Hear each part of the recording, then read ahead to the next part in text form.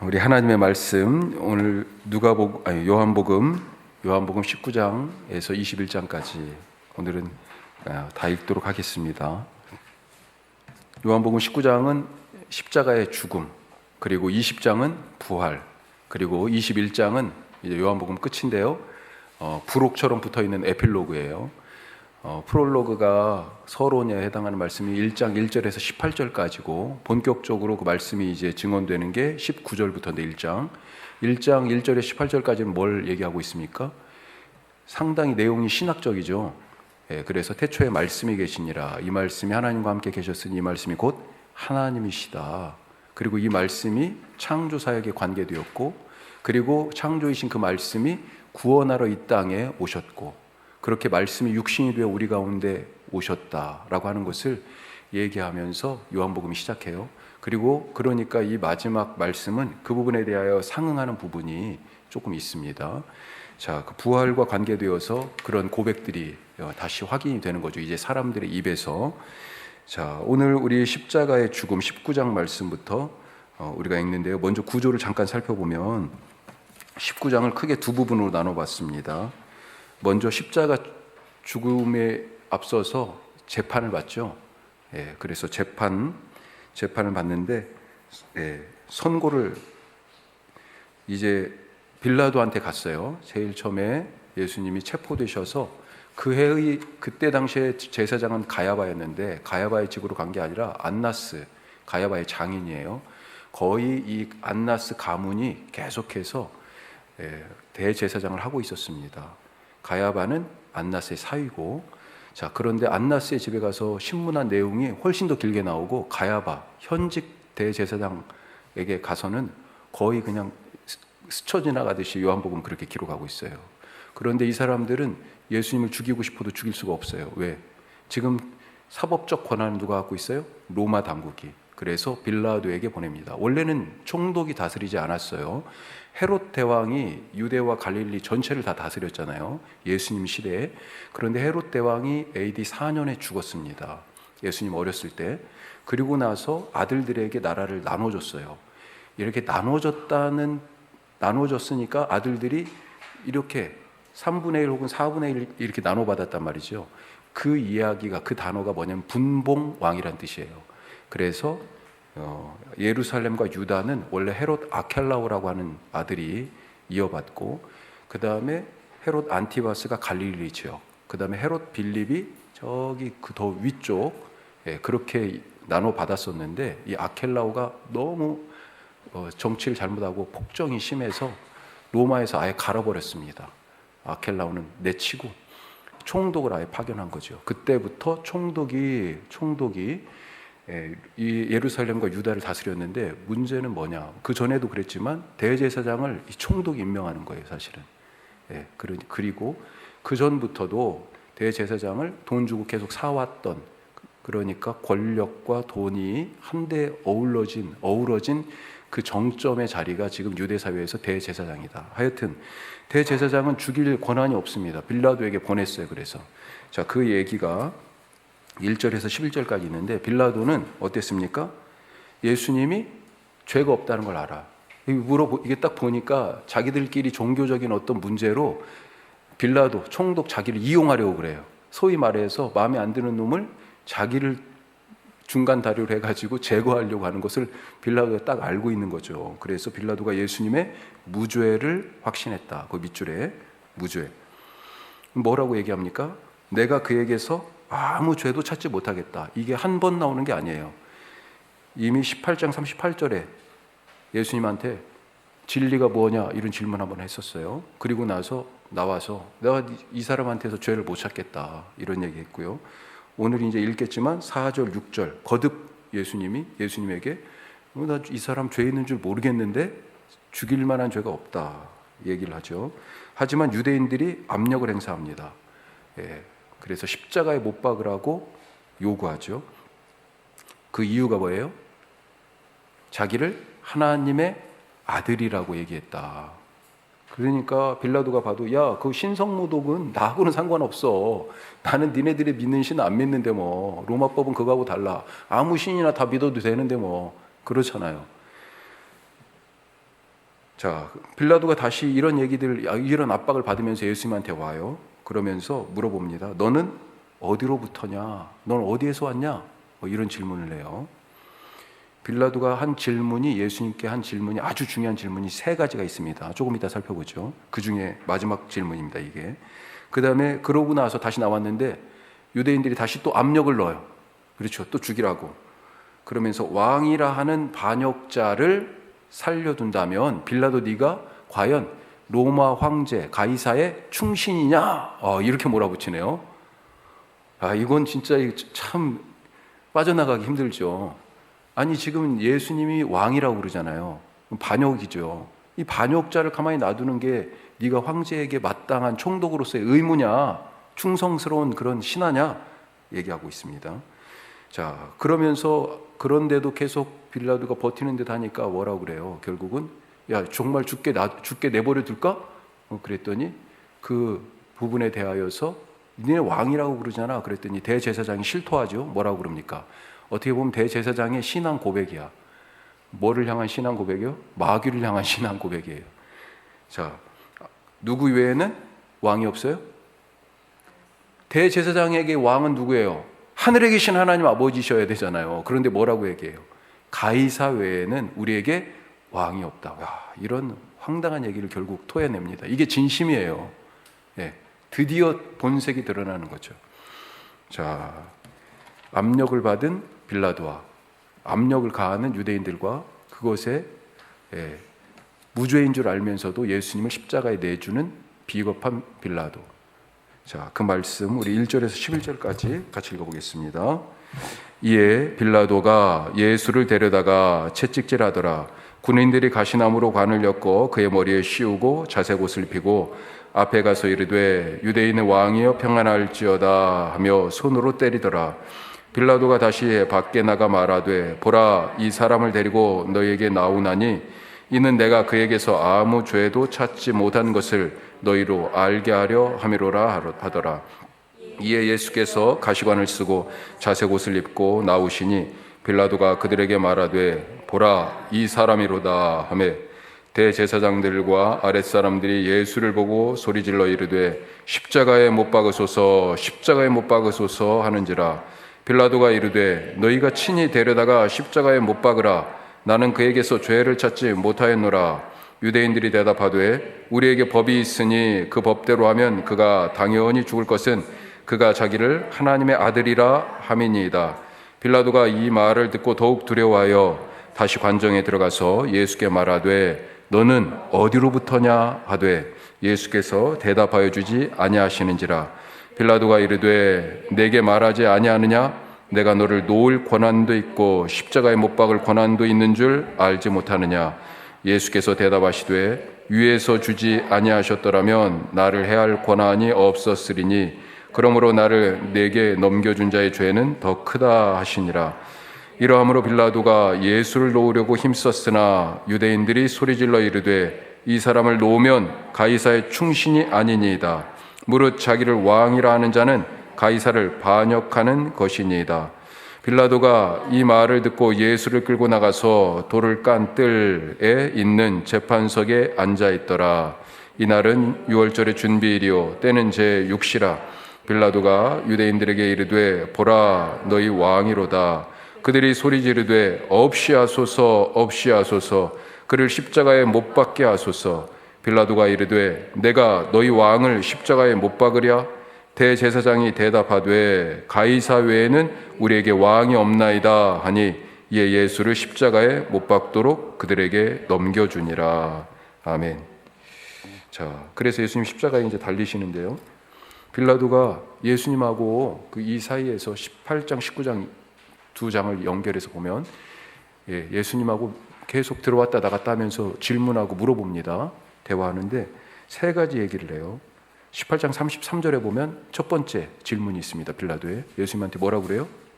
18장 33절 빌라도가 대답하되 내가 유대인이냐? 이에 빌라도가 다시 관정에 들어가 예수를 불러 이르되 같이 해요. 내가 유대인의 왕이냐? 네가 유대인의 왕이냐? 이렇게 지금 물어보죠. 사실은 이 질문이 뭐예요? 처음부터 사실은 제기된 얘기였잖아요. 그렇죠? 왕으로 오신 예수님. 특히 마가복음 같은 경우는 어땠습니까? 동방에서 온 박사가 물어보죠. 뭐라고 물어봐요? 예루살렘 딱 와가지고 유대인의 왕으로 나신 이가 어디 있습니까? 이 중요한 질문이죠. 예. 메시아라고 하는 뜻이 뭐예요? 낱말 그대로는 기름 부음을 받았다라는 것인데, 특별히 예수님에게 있어서 선지자적인, 예언자적인 혹은 제사장적인 그런 기름 부음의 사역들이 있었지만, 유난히 더 도드라지는 게 뭐예요? 왕으로서의 메시아 사역, 다윗의, 그래서 아브라함과 다윗의 자손 예수, 이렇게 말씀하죠. 자, 네가 왕이냐? 아주 중요한 신학적인 질문. 예수님이 내가 왕이다 라고 하는 것을 지금 보여주려고 오신 거잖아요. 내가 메시아다. 자, 또 한 가지 질문이 있습니다. 18장 38절 뭐라고 물어봐요? 빌라도가 이르되 진리가 무엇이냐? 그렇죠. 진리가 무엇이냐? 뭐가 진리예요? 보이는 이 세상, 이것이 진짜가 아니라는 거죠. 그렇죠. 보이는 거, 예수님은 그래서 어디에서 왔어요? 아버지로부터, 하늘로부터 왔어요. 그걸 몰라 사람들이. 예. 나는 이 나라에 속하지 아니하였다, 그렇게 얘기하죠. 이 보이는 육체의 눈은 그게 안 보이죠. 예수님이 가져오신 하나님 나라에 대해서 얘기하죠. 그런데 사람들은 땅의 나라만 바라봐요. 제자들도 예수님이 죽고 나서까지도 그 의미를 잘 몰랐어요. 나중에 성령이 임재하고 나서 드디어 깨달은 거예요. 아, 성령이 임하시면 내가 너희에게 말한 모든 것을 생각나게 하시리라. 무슨 말인지 깨닫게 된 거죠. 아, 이게 그때 그런 의미였구나. 그때 그래서 이런 말씀, 이런 일들을 행하셨구나. 예수님이 하나님의 나라, 진짜 세상을 가져오셨다라고 하는 것, 그것이 바로 진리고, 우리가 그 나라에 초청되었다라고 하는 거죠. 예수님께서 그 나라에 들어갈 길을 여셨다라고 하는 것, 이게 진리죠. 그 진리 안에 있으면 자유하게 된다라고 하는 거예요. 이 세상에서의 매임에 매이지 않아요. 자, 마지막 오늘 읽은 말씀 중에 19장 9절. 자, 다시 들어가서 예수님께 말하되 너는 어디로부터냐? 그렇죠. 어디에서? 예수님 이거 늘 얘기하셨잖아요. 그렇죠. 그래서 내가 온 대로 간다, 나를 보내신 이가 있다, 이런 얘기가 요한복음에는 막 여기저기 계속 반복이 되죠. 이 세 가지 질문은 사실 예수님이 계속해서 제자들에게 말씀하시고 유대인들에게 보여주신 그런 일의 핵심 중에 핵심이라고 볼 수 있겠습니다. 자, 이제 넘어가서, 그래서 예수님이 십자가에 못 박히고 이제 무덤에 장사 지내게 돼요. 12절에서 42절. 죄패에 뭐라고 써붙입니까? 나사렛 예수 유대인의 왕.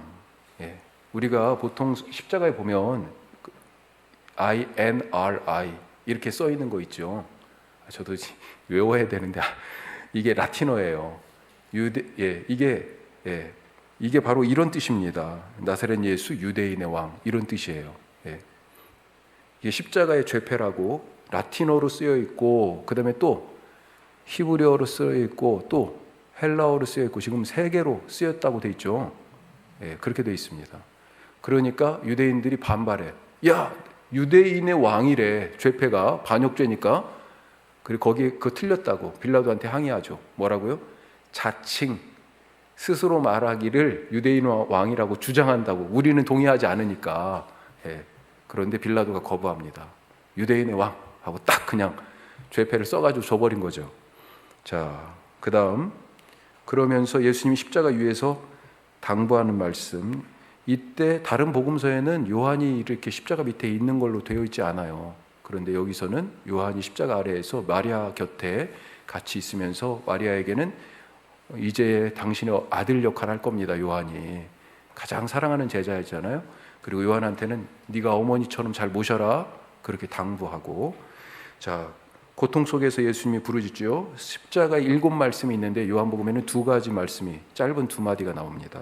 하나는 내가 목마르다, 또 한 가지는 다 이루었다. 그리고 나서 장례를 치르는데 사람들이 겁나가지고 못 오죠.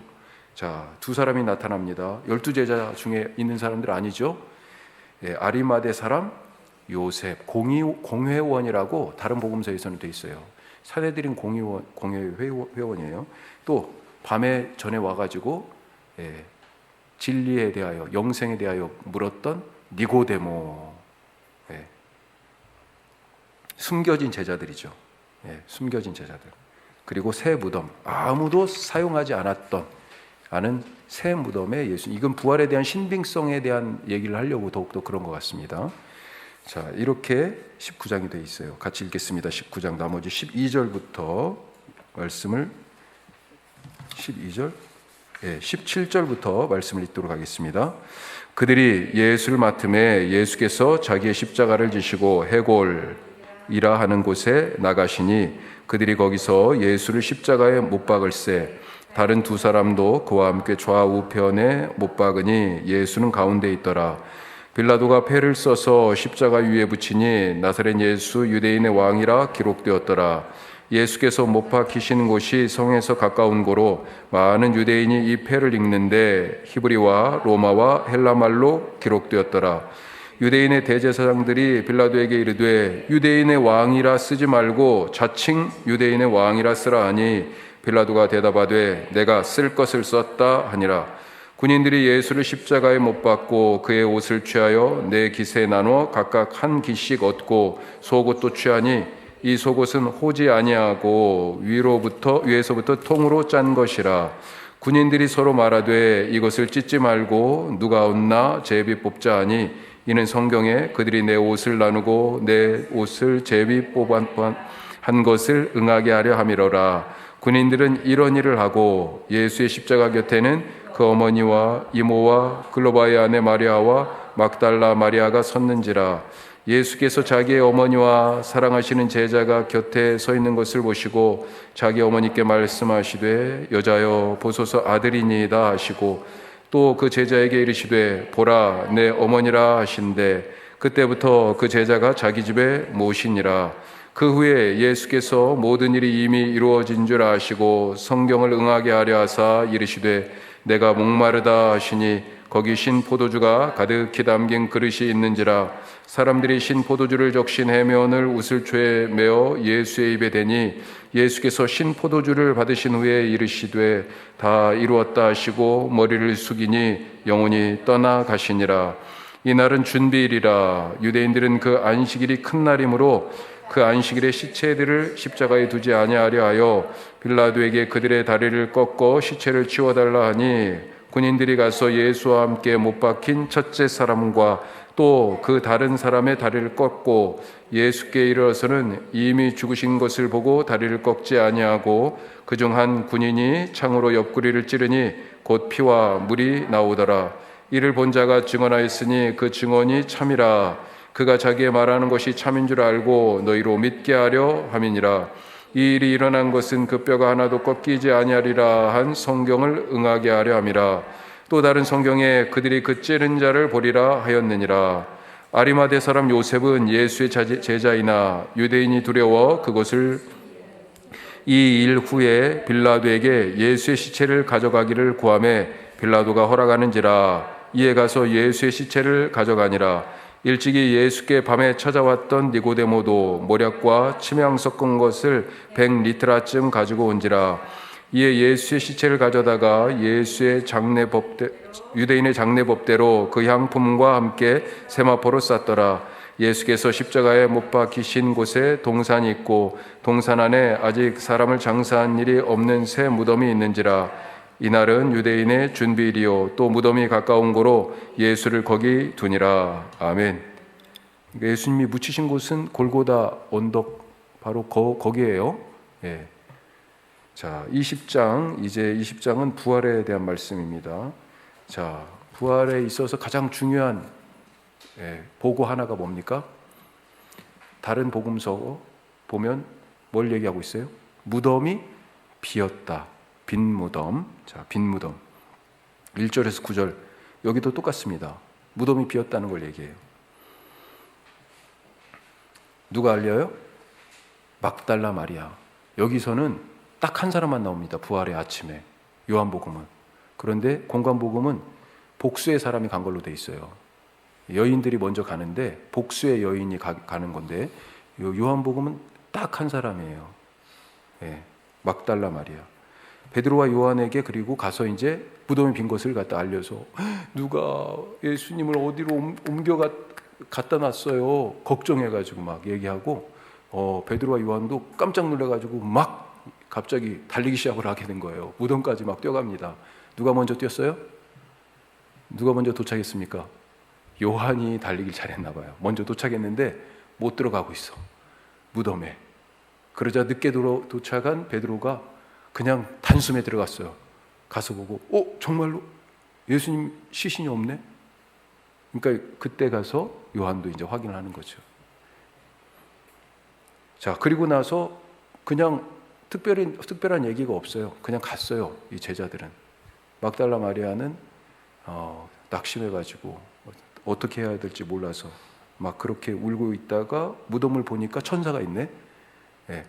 그리고 그때 뒤에 동산직인 줄 알았는데 예수님이 막달라 마리아에게 말을 겁니다. 자, 그게 바로 그 다음 10절에 18절 말씀입니다. 그래서 현현이라고 되어 있죠. 막달라 마리아가 부활의 예수님을 동산지기로 착각함. 드디어 만났어요. 처음으로 부활의 주님을 만난 게 요한복음은 막달라 마리아라고 얘기하고 있습니다. 그리고 가서 제자들에게 이 일을 증언하죠. 증언. 자, 여기서 우리가 한 가지 생각할 것은 다른 복음서도 마찬가지지만 부활의 증인을 누구로 내세워요? 여인으로 내세웁니다. 여인. 여인의 증언이 효력이 있을까요? 100% 아니라고는 할 수 없겠지만 유대 사회에서 남성의 증언보다 사실은 신빙성이 더 떨어진다, 이렇게 이해됐을 거예요. 더군다나 요한복음은 두 사람도 아니고 원래 두세 사람의 증인이 있어야 되잖아요. 그런데 한 사람만 증인으로 얘기해요. 이건 뭘까요? 어떻게 보면 증언이 합당하다라고 그랬으면 아마 여자들 이야기는 뺐을지도 몰라요. 더 증언을 더 합당하게 다른 사람들한테 주장하려고 그랬으면. 그런데 성경은 가감 없이 얘기합니다. 왜? 이게 사실이니까. 아마 남자 제자들의 얘기만 그런 것을 고려했다면 남겨놓고 굳이 이 여성 제자들의 얘기들은 안 썼을지도 모르겠어요. 하지만 그렇지 않다라고 하는 것. 초대교회에서 또 여성들이 갖고 있는 교회 안에서의 중요성이 어느 정도였는지 그걸 또 단적으로 생각해 볼 수 있는 그런 내용이에요. 자, 그 뒤로는 제자들에게 나타나시고 또 도마에게 나타나셨어요. 좀 이따 다시 읽고요. 여기서 막달라 마리아 잠깐 생각해 보면 우리가 막달라 마리아 하면 다빈치 코드 같은 그런 영화나 책, 거기에 보면 막달라, 이거 완전 신성 모독이라고 그래가지고 기독교계가 이 다빈치 코드 책이나 영화 가지고 막 발칵 뒤집어졌었잖아요. 예수님이 막달라 마리아하고 결혼을 했다. 뭐 이런 얘기들, 그런 쭉 얘기들이 있는데, 그래서 막달라 마리아에 대한 여러 오해가 있어요. 몸을 파는 여인이었다라든지 뭐 그런 여러 가지 오해들이 있는데, 그 오해의 기원이 어디냐?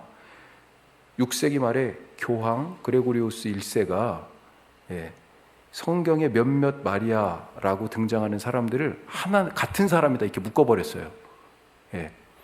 그래서 누가복음 10장에 마르다와 마리아 나오는데 이때 이 마리아, 그 다음에 요한복음 11장 12장에 나사로의 동생으로 마리아가 나오거든요. 이 마리아, 같은 사람이다. 또 이게 베다니의 마리아예요. 또 향유를 부은 사건이 있는데 누가복음은 약간 문맥이 다릅니다. 다른 복음서는 예수님이 돌아가시기 얼마 전에 와서 어떤 여인이 향유를 부은 걸로 되어 있는데, 누가복음 같은 경우는 바리새인의 집에서 죄 많은 여인이 갑자기 예수님이 식사하시는데 와가지고 향유를 부은 걸로 되어 있어요. 다른 거하고 좀 많이 차이가 나요. 그런데 이 여인, 이 죄 많은 여인, 몸 파는 여인이었을 걸로 얘기하고, 특별히 요한복음 8장에 가늠하다 잡힌 여인, 거기서는 익명으로 나오는데 이 여인이 다 같은 여인이다. 이 6세기의 교황 그레고리우스 1세가 그렇게 설교를 해버렸네. 그 이후부터 막달라 마리아에 대한 그런 루머가 퍼졌어요. 정확한 것은 뭐냐? 성경만 가지고 얘기하면 예수님의 원래 귀신 들렸다가 치유된 사람이에요. 누가복음 8장 2절에 있습니다. 그리고 8장 2절 3절에 보면 그때 뭐가 있냐면 예수님 제자단의 일행을 재정적으로 후원한 여인들 이름이 나와요. 거기에 막달라 마리아 이름이 나오는데 전에 귀신 들렸다가 나은 사람으로 소개되고 있어요. 자, 그 다음에 십자가 그리고 무덤의 장례, 십자가 아래, 그리고 무덤의 장례 치를 때, 그리고 오늘 이 부활의 사건에서 다른 복음서에서도 빠지지 않고 등장하는 게 막달라 마리아고요. 막달라 마리아 이름이 맨 앞에 써 있습니다.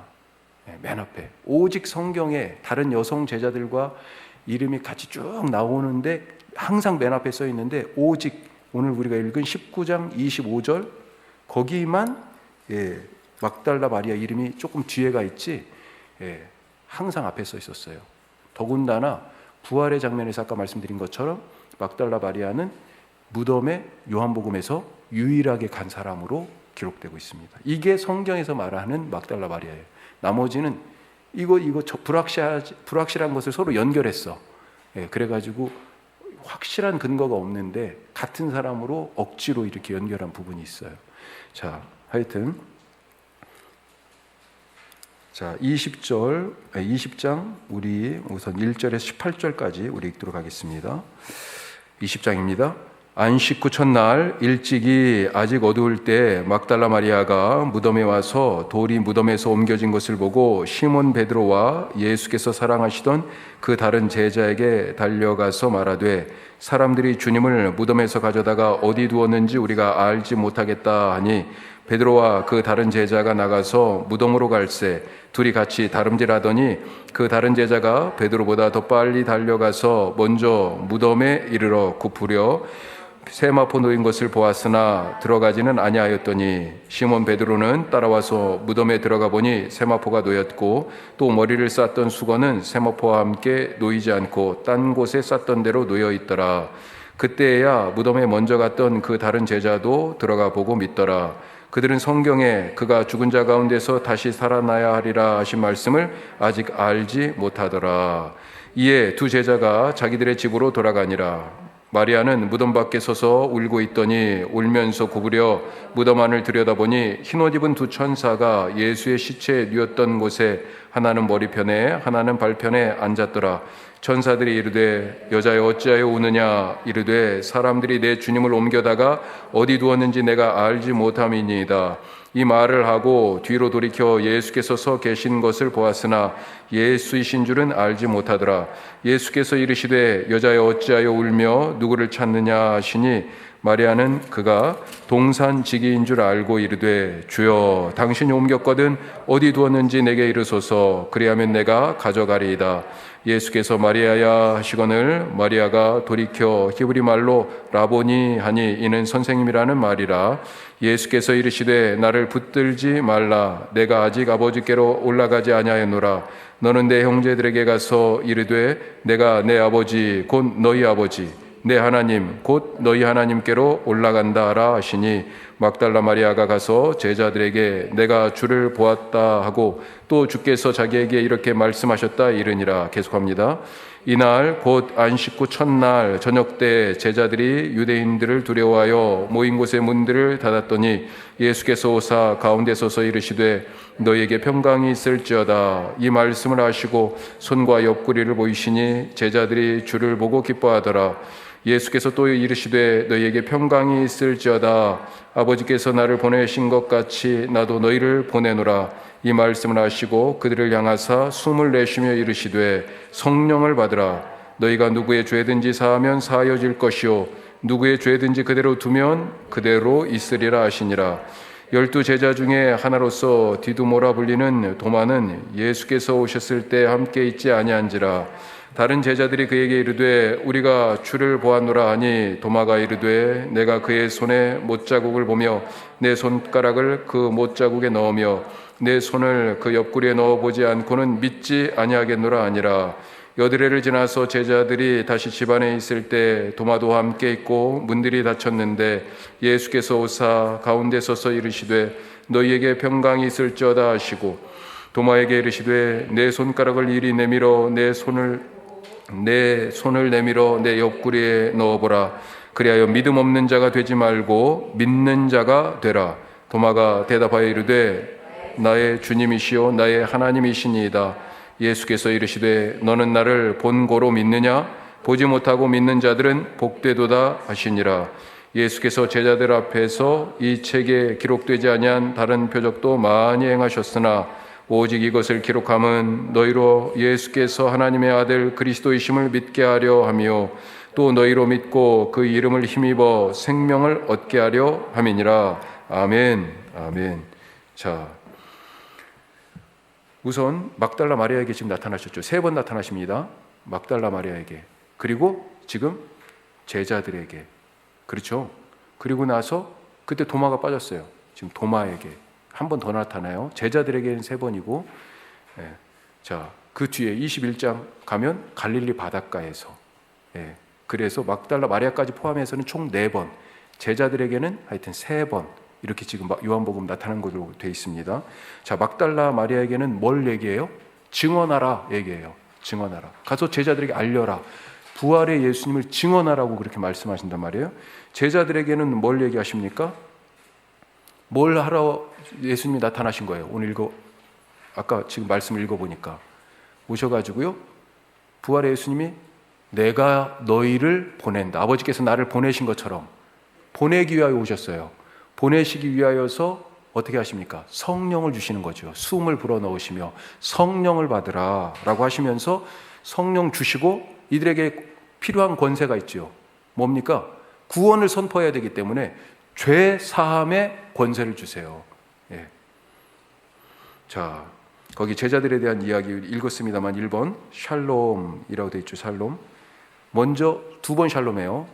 두려움에 떨고 있었어요. 그래서 평강을 얘기하고, 물론 이 샬롬이라는 것이 안녕하세요, 우리식으로 안녕, 평안, 그거죠.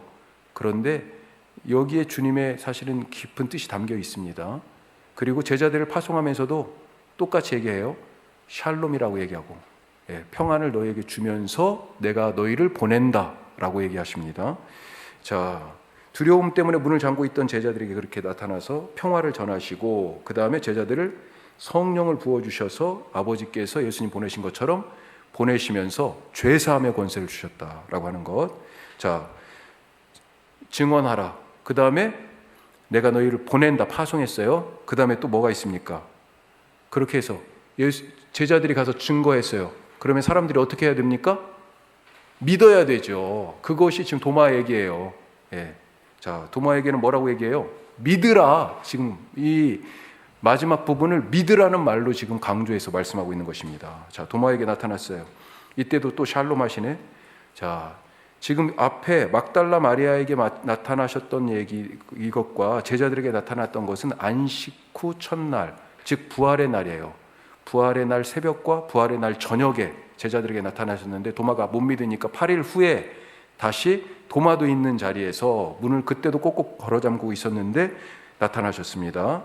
자, 그러니까 고백하죠. 이제 결국 도마가 믿음이 없는 자가 되지 말고 믿는 자가 되라. 예수님이 그렇게 부탁하시니까 뭐라고 그래요?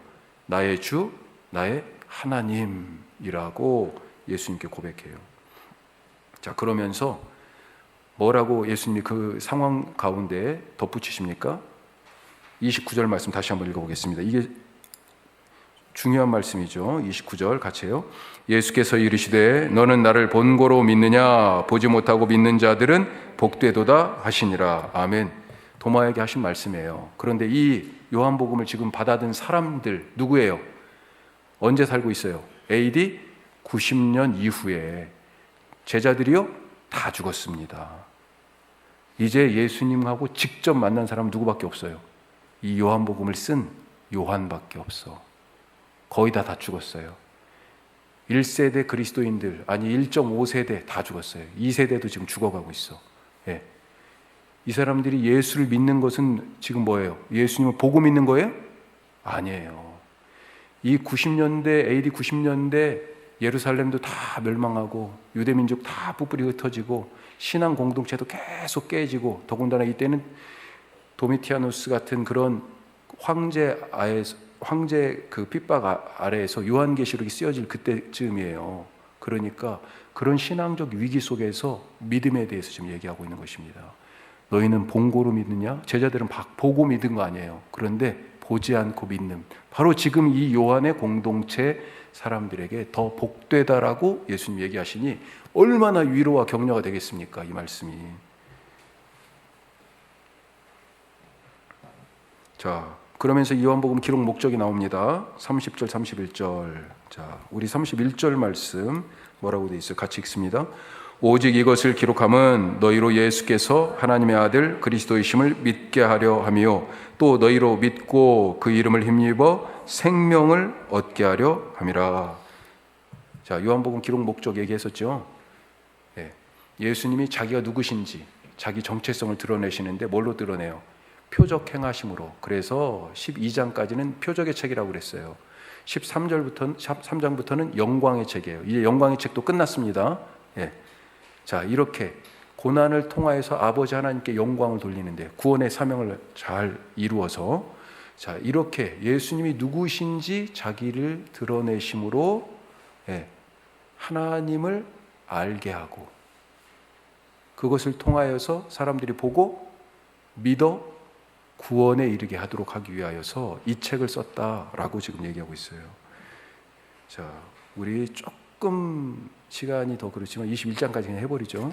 자, 21장 우리 다 먼저 읽고 나머지 살펴보도록 하겠습니다. 여기는 이제 사실 어떤 의미에서 책은 책 기록 목적까지 다 썼으니까 원래 끝난 거예요. 그런데 부록처럼 붙어 있습니다. 갈릴리 호숫가에서의 이야기, 다시 만나는 세 번째 제자들과 예수님 만난 장면입니다. 같이 읽습니다. 그 후에 예수께서 디베랴 호수에서 또 제자들에게 자기를 나타내셨으니 나타내신 일은 이러하니라. 시몬 베드로와 디두모라 하는 도마와 갈릴리 가나 사람 나다나엘과 세베대의 아들들과 또 다른 제자 둘이 함께 있더니 시몬 베드로가 나는 물고기 잡으러 가노라 하니 그들이 우리도 함께 가겠다 하고 나가서 배에 올랐으나 그날 밤에 아무것도 잡지 못하였더니 날이 새어갈 때에 예수께서 바닷가에 서셨으나 제자들이 예수이신 줄 알지 못하는지라. 예수께서 이르시되 얘들아 너희에게 고기가 있느냐? 대답하되 없나이다. 이르시되 그물을 배 오른편에 던지라. 그리하면 잡으리라 하시니 이에 던졌더니 물고기가 많아 그물을 들 수 없더라. 예수께서 사랑하시는 그 제자가 베드로에게 이르되 주님이시라 하니 시몬 베드로가 벗고 있다가 주님이라 하는 말을 듣고 겉옷을 두른 후에 바다로 뛰어내리더라. 다른 제자들은 육지에서 거리가 불과 한 50칸쯤 되므로 작은 배를 타고 물고기 든 그 그물을 끌고 와서 육지에 올라보니 숯불이 있는데 그 위에 생선이 놓였고 떡도 있더라. 예수께서 이르시되 지금 잡은 생선을 좀 가져오라 하시니 시몬 베드로가 올라가서 그물을 육지에 끌어올리니 가득히 찬 큰 물고기가 153마리라. 이같이 많으나 그물이 찢어지지 아니하였더라. 예수께서 이르시되 와서 조반을 먹으라 하시니 제자들이 주님이신 줄 아는 고로 당신이 누구냐 감히 묻는 자가 없더라. 예수께서 가셔서 떡을 가져다가 그들에게 주시고 생선도 그와 같이 하시니라. 이것은 예수께서 죽은 자 가운데서 살아나신 후에 세 번째로 제자들에게 나타나신 것이라. 그들이 조반 먹은 후에 예수께서 시몬 베드로에게 이르시되 요한의 아들 시몬아 내가 이 사람들보다 나를 더 사랑하느냐 하시니 이르되 주님 그러하나이다. 내가 주님을 사랑하는 줄 주님께서 아시나이다. 이르시되 내 어린 양을 먹이라 하시고 또 두 번째 이르시되 요한의 아들 시몬아 내가 나를 사랑하느냐 하시니 이르되 주님 그러하나이다. 내가 주님을 사랑하는 줄 주님께서 아시나이다. 이르시되 내 양을 치라 하시고 세 번째 이르시되 요한의 아들 시몬아 내가 나를 사랑하느냐 하시니 주께서 세 번째 내가 나를 사랑하느냐 하심으로 베드로가 근심하여 이르되 주님 모든 것을 아시오매 내가 주님을 사랑하는 줄을 주님께서 아시나이다. 예수께서 이르시되 내 양을 먹이라. 내가 진실로 진실로 내게 이르노니 내가 젊어서는 스스로 띠띠고 원하는 곳으로 다녔거니와 늙어서는 내 팔을 벌리리니 남이 내게 띠띠우고 원하지 않는 곳으로 데려가리라. 이 말씀을 하심은 베드로가 어떠한 죽음으로 하나님께 영광을 돌릴 것을 가리키심이로라. 이 말씀을 하시고 베드로에게 이르시되 나를 따르라 하시니 베드로가 돌이켜 예수께서 사랑하시는 그 제자가 따르는 것을 보니 그는 만찬 속에서 예수의 품에 의지하여 주님을 파는 자가 누구오니까 묻던 자더라. 이에 베드로가 그를 보고 예수께 여짜오되 주님이 사람은 어떻게 되겠사옵나이까? 예수께서 이르시되 내가 올 때까지 그를 머물게 하고자 할지라도 내게 무슨 상관이냐? 너는 나를 따르라 하시더라.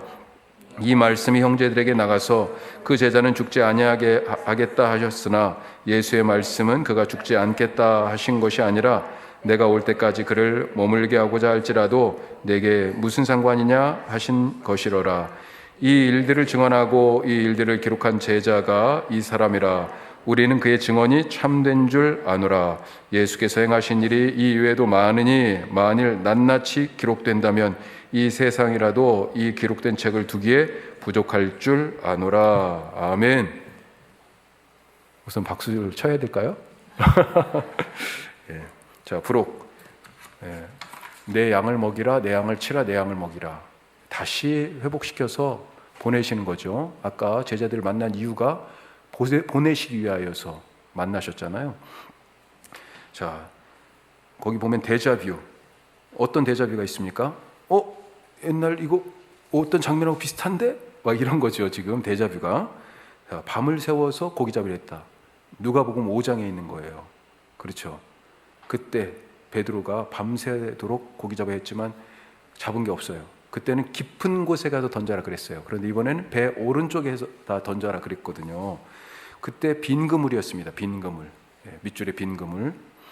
자, 그물 던질 곳이 그때는 깊은 곳, 이번에는 오른쪽. 뭔가 하여튼 지금 비슷해요. 그리고 그랬더니 어때요? 누가복음 5장은 그물이 찢어졌다고 돼 있어요. 근데 여기서는 그물이 찢어지지는 않았어. 그런데 물고기 숫자가 나와요. 153마리. 무슨 의미가 특별히 있는 건 아닙니다. 자, 그리고 아침 식사를 해요. 여기서는. 그때도 아침이었어요. 예. 이 아침 식사할 때 뭐가 나옵니까? 떡도 있어요. 또 뭐가 있어요? 생선 지금 굽잖아요. 뭐가 생각나요? 오병이어. 그렇죠? 예. 지금 이 제자들과 조촐한 이 식사가 사실은 오병이어의 다른 판의 재현이라고 볼 수 있고 천국의 식탁이라고도 볼 수 있죠. 자, 부활하신 예수님과 이런 데자뷰가 있습니다. 자, 15절에서 25절. 예수님이 물어보시죠. 특별히 베드로에게. 예. 처음 질문이 조금 더 길어요. 내가 이 사람들보다 나를 더 사랑하느냐 이렇게 돼 있는데 나머지는 다 똑같아요. 두 번째, 세 번째 질문은 네가 나를 사랑하느냐. 자, 3번 사랑하느냐 질문하죠. 내가 주님을 사랑하는 줄 주님이 아십니다. 이렇게 대답해요. 자, 그런데 이걸 가지고 우리 가끔 그런 설교 들었는지 모르겠습니다. 헬란 말로 하면 예수님은 아가파오라고 사랑을 그렇게 지금 질문했어요. 2번을. 첫 번째 질문도 네가 나를 사랑하느냐가 아가파오예요. 아가페의 사랑으로 물어봤는데 베드로는 뭘로 대답했냐면 필레오로 대답했어요. 필리아의 사랑. 필리아가 사랑하다는 뜻이에요. 그래서 철학이라고 얘기하면 필로소피 이렇게 되어 있잖아요. 필리아라고 하는 사랑하다와 소피아, 조피, 필로소피. 그래서 지혜를 사랑, 지혜에 대한 사랑이 철학이에요. 철학이라는 단어 뜻이야. 그러니까 필리아라고 하는 단어가 사랑하다는 뜻인데 그래가지고 베드로는 계속 필리아로 대답해. 예수님은 아가페로 물어보는데 마지막 그러니까 예수님이 아가페로 안 물어보고 필리아로 이제 물어봅니다. 네가 나를 사랑하느냐? 그걸 가지고 아주 여러 가지로 해석을 하시는 분들이 계시는데 대부분의 학자들의 얘기는 뭐냐면 요한복음에서 필리아와 아가페를 크게 구분 없이 사랑하다로 사용했다는 거예요. 거기 크게 강조점을 안 두시면 좋을 것 같아. 오히려 강조점을 둔다고 그러면 베드로가 3번 부인했잖아요. 예수님이 3번 다시 사랑을 확인하셨다라고 하는 것. 내 양을 먹여라, 내 양을 쳐라. 내 양을 쳐라는 내 양을 돌보라 이렇게 생각하시면 되겠어요. 그리고 다시 내 양을 먹여라. 이런 당부를 하시죠. 그 새로운 사명으로 사도의 직에 대하여서 회복하시는 그런 세심한 예수님을 볼 수 있다. 그리고 18절에서 23절 베드로와 요한 얘기가 잠깐 나옵니다. 요한은 이름은 안 나오죠. 예수님이 사랑하시는 그 제자 이렇게 나와요. 그 사랑하시는 제자. 그런데 뭐라고 나와요? 베드로가 어떻게 죽을지에 대해 나오죠. 이때는 이미 베드로가 죽은 후입니다. 요한복음이 쓰였을 때는. 그런데 실제는 뭘 말하라고 그래요? 요한이 아직도 살아있어. 아, 요한은 안 죽는가 봐. 이런 전설이 지금 생긴 거예요. 요한이 그것에 대해서 해명하고 있어요. 내가 왜 아직 안 죽는지. 예. 그래서 현재 이 공동체가 이 기독교 공동체 베드로의 순교와 요한이 아직도 반모섬에 유배되어 있지만 생존해 있는 상황, 이런 것들을 같이 얘기하고 있다. 이것을 쓴 사람에 대한 얘기가 마지막 24절, 25절. 그 사랑하시는 제자 요한, 이름을 밝히지 않지만, 자, 이렇게 해가지고 오늘까지 요한복음의 말씀마당 마치도록 하겠습니다. 처음 계획은 한 3주 정도 읽고 끝내려고 그랬는데 지금 한 3달 온 것 같아요. 네, 감사합니다. 같이 함께 해주셔서 고맙고요. 저도 덕분에 아주 깊이는 아니지만 다시 한번 요한복음을 그래도 조금 더 샅샅이 더 훑어보고 큰 그림으로 요한복음을 볼 수 있는 계기가 됐던 것 같습니다. 다음번에는 우리가 2주 쉬고 그 다음에 지금 올해 히브리서 했고요. 그 다음에 마가복음 했고요. 요한복음 했어요. 구약으로 가야 될 것 같습니다. 예전에 창세기 출애굽기 했었는데 레위기 하도록 하겠습니다. 레위기 괜찮겠죠? 안 오실 거예요? 그 번제랑 화목제랑 어떻게 건너뛸까요? 민수기로. 레위기 엄청 재밌을 것 같아요. 네. 레위기 기대하시기 바랍니다. 레위기는 조금 더 천천히 갈게요. 예, 천천히. 예. 우리 같이 함께 기도하는데 오늘 기도 제목이 그동안에 우리 오셨던 요 근래 오신 우리 새 가족들 교회에서 정말 잘 적응하고 믿음으로 잘 성장할 수 있도록 기도하시고, 오늘 들은 말씀 붙들고 함께 기도하고 제가 기도하고 마치겠습니다. 기도하겠습니다. 하나님.